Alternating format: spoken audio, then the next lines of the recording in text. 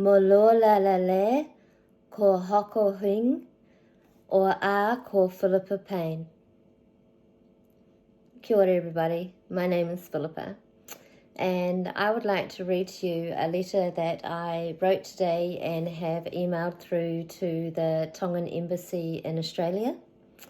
The subject line states, Public Open Letter re urgent inquiry regarding representation of Tongan nationals in Australian immigration detention centres. And the letter goes like this. Dear Ambassador, I am urgently contacting you again to address the critical situation concerning Tongan nationals currently held in Australian immigration detention centres. My previous communication with your embassy on the 7th of October 2022 emphasised the alarming conditions faced by these individuals, including instances of mistreatment by guards and the anguish that they were enduring and are enduring, being separated from their families and support networks. Despite persistent efforts made by those detained to reach out to your office for support and clarity, there has been a distressing lack of response and action on behalf of the Tongan nationals in detention by the embassy.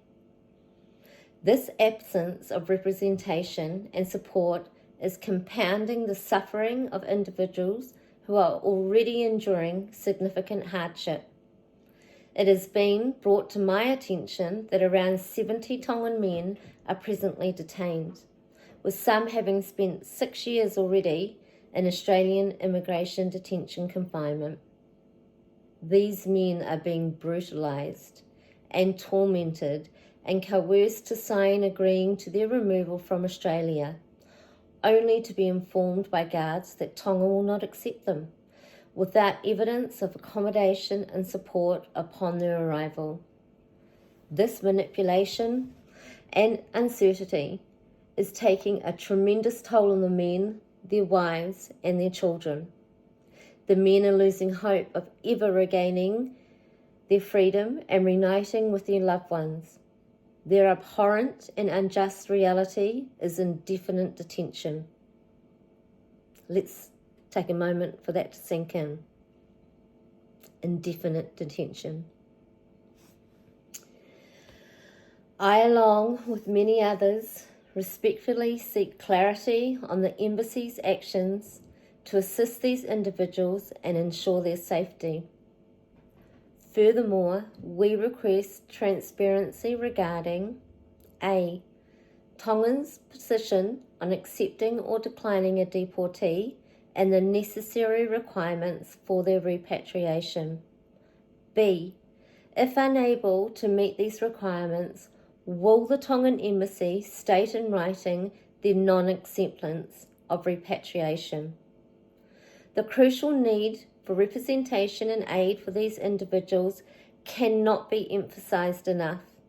It is crucial that your embassy responds promptly and openly to these concerns, protect the rights and well-being of those detained. Your guidance and support would be greatly appreciated. Your people need you. Kia kaha, kind regards, Philippa Payne, citizen of the Pacific. So that's the letter that I wrote today and sent away in an email to the Tongan Embassy. I would really like to take a moment to encourage anybody out there to write a letter to the embassy. I would encourage anybody to contact somebody within the detention centre themselves and hear what's going on for them. So what I'm really asking you to do is don't do nothing. We've been doing nothing now for 9 years, and this situation is getting worse. And there's 70 men that are looking at indefinite detention because Tonga has not actively and openly stood up and stated what the hell is going on for them.